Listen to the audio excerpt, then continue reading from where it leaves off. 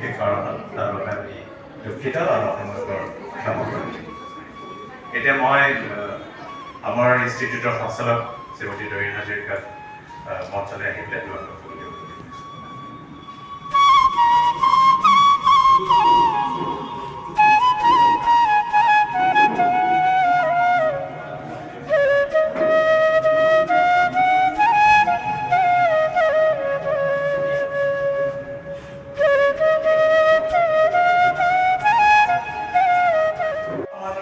বুদ্ধিজীৱী চিন্তাবিদ ডক্টৰ হীৰেণ গোহাঁই ছাৰে তেখেত আহি উপস্থিত হৈছেহি আৰু এই অনুষ্ঠানৰ মুখ্য অতিথি হিচাপে আসন গ্ৰহণ কৰিব অসম সাহিত্য সভাৰ সভাপতি সূৰ্যকান্ত হাজৰিকাদেৱে আৰু আমাৰ কাৰণে অতি আনন্দৰ খবৰ যে দেৰগাঁও সাহিত্য সভা শতবৰ্ষ সমিতিয়ে আয়োজন কৰা অনুষ্ঠানৰ উদ্যোক্তাসকল যেনে তাৰ সভাপতি অজিত দত্তদেৱ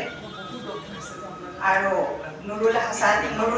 চুলতান ডাঙৰীয়া তেওঁলোক বৰ্তমান আহি উপস্থিত হৈছেহি তেওঁলোকক লৈ আহিবৰ কাৰণে মই আমাৰ এছ ইনষ্টিটিউট গ্ৰুপৰ অধ্যক্ষ দিৱক ফুকনদেৱক অনুৰোধ জনালোঁ আৰু আজিৰ এই সভাখন পৌৰোহিত্য কৰিব আমাৰ এছ ইনষ্টিটিউটৰ অধ্যক্ষ শ্ৰীযুত দিৱক ফুকনদেৱে আৰু সকলোৰে সহায় সহযোগিতা মই কামনা কৰিলোঁ আৰু সকলোৱে আহি ইয়াত উপস্থিত হোৱাৰ কাৰণে আমাৰ ফালৰ পৰা ধন্যবাদ জনাইছোঁ নমস্কাৰ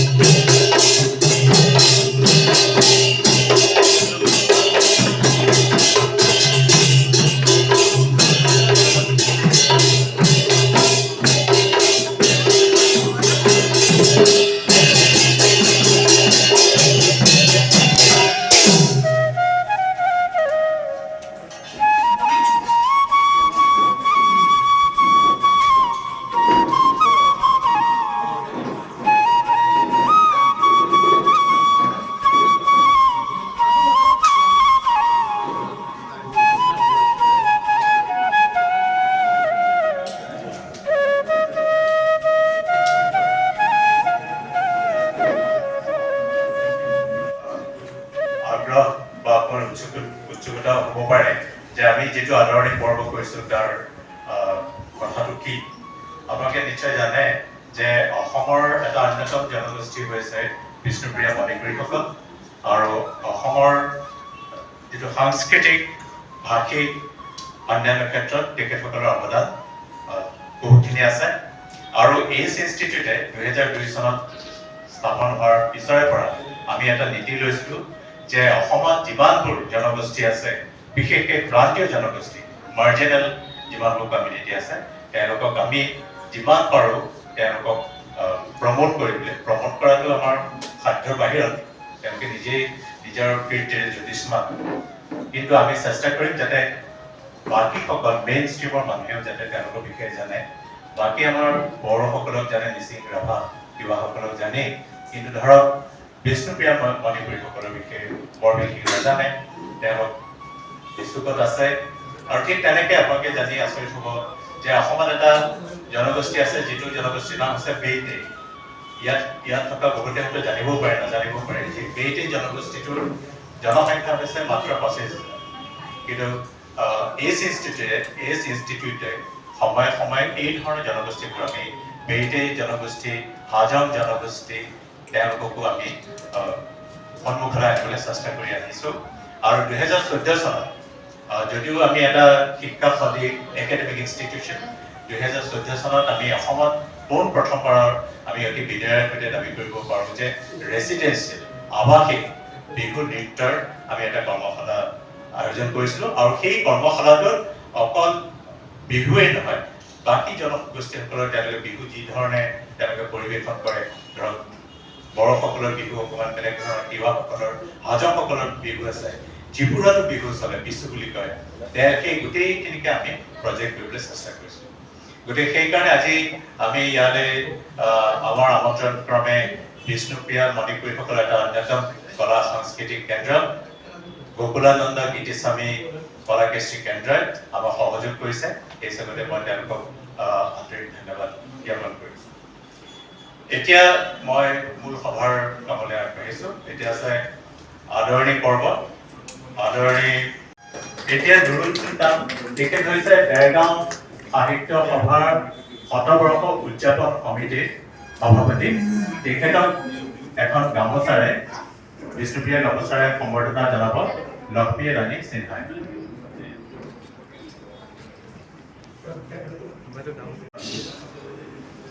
তেখেতসকলে এশখন গ্ৰন্থ প্ৰকাশৰ সিদ্ধান্ত লৈছিলে আৰু এতিয়া এশখনতকে আৰু তেখেতক পাগুৰিটো পিন্ধাব নুৰুল চুলতান ডাঙৰীক পাগুৰি পিন্ধাব লক্ষ্মী ৰাণী সিনহাই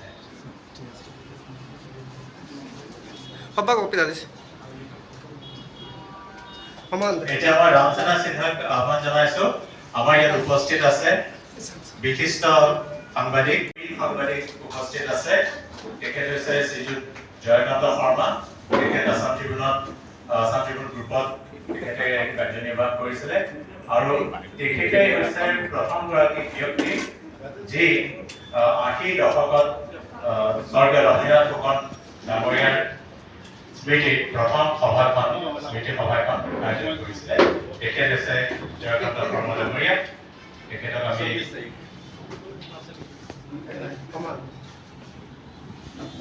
আমি ধন্যবাদ আৰু কৃতজ্ঞতা জ্ঞাপন কৰিছোঁ আমি আশা কৰিছো সম্বৰ্ধনা আৰু আছে গামোচা মই এতিয়া আমাৰ ইয়াত উপস্থিত আছে জ্ঞানপীঠ বঁটা বিজয়ী কবি জলপতি ফুকনৰ সহধৰ্মিনী শ্ৰীযুতা দুলু ফুকন আমাৰ বৰ্মা তেখেতকো এখন বিষ্ণুপ্ৰিয়া গামোচাৰে সম্বৰ্ধনা জনাবলৈ অনুৰোধ কৰিছোঁ দুৰিণ হাজৰিকাই আৰু এখন গামোচা লাগিব আমাৰ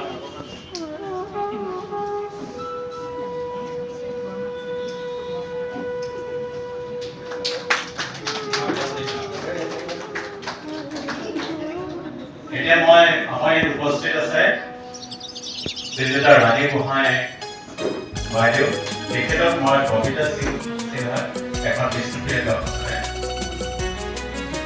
ববিতা সিনহা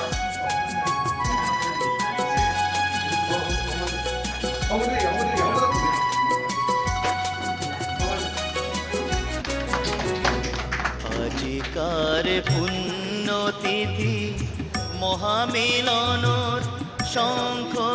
ধ্বনি ওরে রহে ভাবে খোরাঙে ডাহে আমারে মারে আজি আহা কিরণ গোহাঁই স্যার আমার অসম প্রদেশ সাহিত্য সভার সভাপতি ডাঙৰীয়া আৰু ইয়াতে উপস্থিত মিডিয়া আৰু গণ্যমান্য ব্যক্তি আজি আমি সৌভাগ্য মোৰ 26 বছৰৰ কষ্টৰ ফল আজি মোৰ সাকসেস হ'ল এই অসমৰ বুদ্ধিজীৱী জ্ঞানীৰ মাজত আজি মই ইয়াতে দিয়ব পাৰিছো ইটোই মোৰ সাকসেস মোৰ সফল হ'ল বুলি মই এজন বিষ্ণুপ্ৰিয়া মন্ত্ৰী সবক প্ৰণাম কৰিছো বা আজি মই 26 বছৰত ভৰি দিছো ইয়াতে যদি স্যাৰ বাইদেউ যদি মোক আগত নাথাকিলেহে মই আজিৰ দিনটোত ইয়াতে থিয় হ'ব নোৱাৰিলোহে বাইদেউ মোক এটা কথা কৈছিল ৰামচেনা তুমি তোমাকে চিনি পোৱা আৰু তোমাৰ ব্যক্তি সাধন নকৰিবা এই দুটা কথা দৰিং বাইদেউৰ লৈ মই আজি 26 বছৰ ভৰি দিছো আজি আমি আমাৰ গীতিস্বামী গৌৰানন্দ কলাকৃষ্টি কেন্দ্ৰৰ পক্ষৰ পৰা আমি স্যাৰক এটা আমাৰ বিষ্ণুপ্ৰিয়া মণিপুৰী গামছা এখন কয়তেৰে আজি স্যাৰক জয় ধ্বনি আজি ভাষা দেখিবলৈ ডেকা লাগি আছে বিভুলা সুপা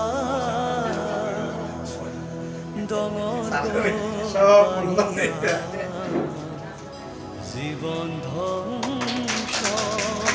করলো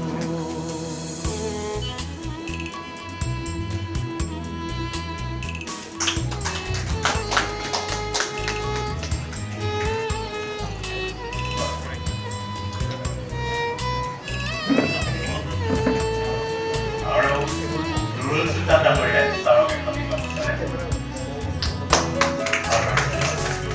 এতিয়া অজিত চন্দ্ৰ দত্ত ডাঙৰীয়াই আমাৰ সাহিত্য সভাৰ সভাপতি ডক্টৰ সূৰ্যকান্ত হাজৰিকা বিভুলা চোপা ডঙৰ গল বাহিয়া জীৱন্ত কৰলো পাহৰলো এবাকা তৰে পাহৰলো এবাকা তৰে অন্নবৰ্ষ সমিতি উদযাপন সমিতিয়ে তেখেতসকলে লক্ষ্য স্থিৰ কৰিছিলে যে 100খন গ্ৰন্থ প্ৰকাশ কৰিব, কিন্তু 100খনতকৈ তেওঁলোকে সেই সংখ্যা কিনিবলৈ অতিক্ৰম কৰিলে আৰু সেই গ্ৰন্থৰ এতিয়া টোপোলা আনুষ্ঠানিকভাৱে ছাৰৰ হাতত অৰ্পণ কৰিছে। এখন সম্পাদনা কৰিছে নুৰুল চুলতান ডাঙৰীয়াই আৰু আনখন হৈছে স্বৰ্গীয় প্ৰফুল্ল চন্দ্ৰ বৰাই। লক্ষ্মীনাথ ফুকনৰ যেতিয়া জন্মশতবাৰ্ষিকী উদযাপন কৰা হৈছিলে 1997 চনত, যেতিয়া তেখেতসকলে এখন গ্ৰন্থ প্ৰকাশ কৰিছিলে, সেই গ্ৰন্থখন হৈছে লক্ষ্মীনাথ ফুকন। সেইখন আজি আকৌ ৰিপ্ৰিণ্ট কৰি আজি আকৌ আনুষ্ঠানিকভাৱে উদ্বোধন কৰা হ'ব আৰু আমি গোহাঁই ছাৰক তেখেতৰ কৰকমলেৰে এই দুয়োখন গ্ৰন্থ আনুষ্ঠানিকভাৱে উদ্বোধন কৰিবলৈ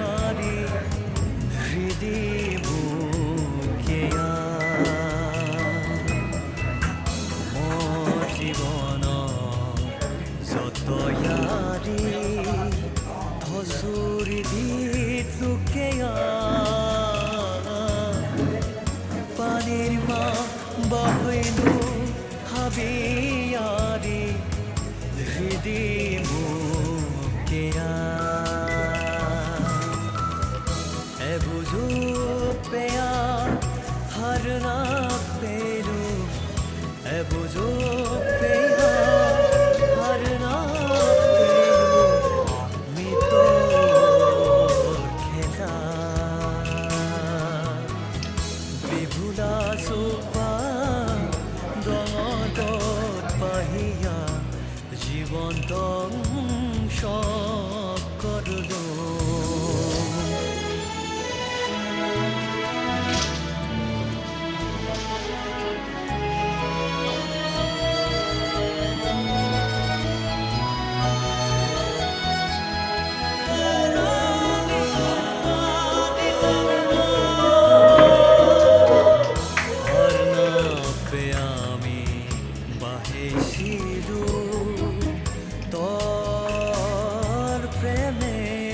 সভাপতি নুৰুল চুলতান ডাঙৰীয়া। মোৰ প্ৰথমে মই গোহাঁই ছাৰক আন্তৰিক কৃতজ্ঞতা জ্ঞাপন কৰিছোঁ যে তেখেতে অসুস্থ শৰীৰে আমাৰ অনুৰোধ ৰক্ষা কৰি আজি আহিছে আৰু তেখেতে এই বক্তৃতাটো প্ৰদান কৰিয়ে শাৰীৰিক কাৰণত এই খবৰৰ পৰা মেলানি লাগিব, আমি সেইটো আগতেই আপোনালোকক জনাই থৈছোঁ। তাৰ পাছতে মই ধন্যবাদ জ্ঞাপন কৰিছোঁ ডক্টৰ হাজৰিকা ডাঙৰীয়াক। তেখেতে ইমান অপৰিসীম ব্যস্ততা আপোনালোকে জানে আৰু এতিয়া বিশেষকৈ সাহিত্য সভাৰ নিৰ্বাচন আহি আছে। গতিকে সাহিত্য সভাৰ সভাপতিৰ নিৰ্বাচনটো এটা সাংঘাতিক ধৰণৰ নিৰ্বাচন, আপোনালোকে জানেই। তাত তেখেত যথেষ্ট ব্যস্ত হৈ আছে। তাৰপিছতো তেখেত আহিছে, তাৰ লগতে দত্ত ডাঙৰীয়া চুলতান ডাঙৰীয়া আহিছে আৰু ইয়াত উপস্থিত হৈছে অসমৰ কেইবাগৰাকীও বিশিষ্ট সাংবাদিক। আৰু বিশেষকৈ মই উল্লেখ কৰিবই লাগিব যে লক্ষ্মীনাথ ফুকন স্মাৰক বক্তৃতাৰ দ্বিতীয়টো বক্তৃতা প্ৰদান কৰা প্ৰান্তিক আলোচনীৰ সম্পাদক শ্ৰীযুত বৰুৱা ডাঙৰীয়া, তেখেতো অসুস্থ শৰীৰে আহিছে। তাৰ লগতে আহিছে মোৰ পৰম শ্ৰদ্ধাৰ শিক্ষাগুৰু বৰুৱা ছাৰ, সুৰজিৎ বৰুৱা। আপোনালোকে জানে নিশ্চয়, সুৰজিৎ বৰুৱা অসমীয়া আৰু ইংৰাজী ভাষাৰ এজন বিশিষ্ট অনুবাদক আৰু তেখেতে নীলমণি ফুকনৰ কেইবাটাও কবিতা ইংৰাজীলৈ অনুবাদ কৰিছে। তেখেত আহিছে, জয়কান্ত শৰ্মা আহিছে, লক্ষ্মীনাথ ফুকন প্ৰভাৱ আদিত্য বৰা দাদা আহিছে, মোৰ আগৰ কলিগ বিতুপন বৰবৰা, মনিত বায়ন, এনেকৈ নামবোৰ মই সকলোৱে কৈ যাব পাৰোঁ, ইমান দীঘলীয়া কৰিব খোজা নাই। এটা কথা মই ক'ব খুজিছোঁ যে আচলতে লক্ষ্মীনাথ ফুকনতকৈ মই ভাবোঁ যে আজি এই গোটেই অনুষ্ঠানটোৰ কৃতিত্ব গৈছে দেৰগাঁওবাসীলৈ, আৰু দেৰগাঁওবাসী হৈছে প্ৰকৃত তেখেতসকলক আচলতে আমি সম্বৰ্ধনা জ্ঞাপন কৰিব লাগে। দেৰগাঁও সাহিত্য সভাক আমি সম্বৰ্ধনা জ্ঞাপন কৰিব লাগে। দেৰগাঁও সাহিত্য সভা ১০০ বৰ্ষ উদযাপন সমিতিক আমি সম্বৰ্ধনা বা আমি কৃতজ্ঞতা জ্ঞাপন কৰিব লাগে। এই কাৰণে যে তেখেতসকলে হৈছে গুণীৰ মূল বুজা মানুহ, গুণীৰ মূল বুজা মানুহ, আৰু তেখেতসকলে প্ৰায় বিস্মৃত প্ৰায় হৈ পৰা লক্ষ্মীনাথ ফুকনক আকৌ তেখেতসকলে শ্ৰদ্ধাৰে স্মৰণ কৰিছে আৰু আমাক শ্ৰদ্ধাৰে সোঁৱৰণ কৰিবলৈ এটা সুযোগ দিছে। এইক্ষেত্ৰত মই এটা সৰু ভুল এটা আঙুলিয়াই মোৰ এই মাত্ৰ চকুত পৰিছে, মই শুধৰাই ল'ব কৈছোঁ, তেতিয়া আপোনালোকে মোক অনুমতি দিয়ে। আমাৰ ইয়াত উপস্থিত আছে, মই এতিয়া মন কৰিছোঁ তেখেত বহুত পিছত বহি আছে, জয়ন্ত মাধৱ বৰা এখন বিষ্ণুপ্ৰিয়া গামোচাৰে সম্বৰ্ধনা জনাবলৈ মই ৰামচানা সিনহাক অনুৰোধ জনাইছোঁ। গুৱাহাটী যিখন উপ সমিতি হৈছে, গুৱাহাটী দেৰগাঁও সাহিত্য সভা ৭০ বৰ্ষ উদযাপন সমিতিৰ সভাপতি আছে জয়ন্ত মাধৱ বৰা। তেখেত এজন বিশিষ্ট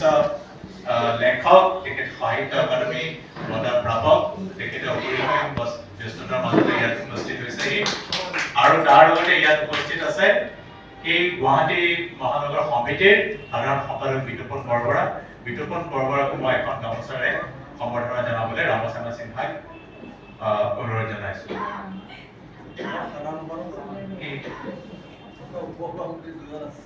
উপসভাপতি, আচ্ছা, তেখেত হৈছে উপসভাপতি, অলপ পদমৰ্যাদাৰ ক্ষেত্ৰত ওপৰত আছে। তেখেতক মই এখন গামোচাৰে সম্বৰ্ধনা জনাবলৈ অনুৰোধ জনাইছোঁ। ক্ষমা কৰিব, মই এইটো পাহৰি গলো। বাৰু এতিয়া মই মূল কথালৈ আহোঁ। আৰু এটা কথা আজি আমাৰ কাৰণে অতি আনন্দ আৰু গৌৰৱৰ বিষয় যে আজি আমি এই সভাকক্ষটো মোৰ মাতৃ স্বৰ্গীয় কিৰণ ফুকনৰ নামত আমি আনুষ্ঠানিকভাৱে উদ্বোধন কৰিছোঁ। মোৰ মাতৃ হৈছে লক্ষ্মীনাথ ফুকনৰ সৰু বোৱাৰী, আৰু ককাদেউতাৰ শেষৰ সময়ছোৱাত প্ৰায় ৫ বছৰ সময় তেখেতৰ মোৰ মাতৃ কিৰণ ফুকনৰ শুশ্ৰূষা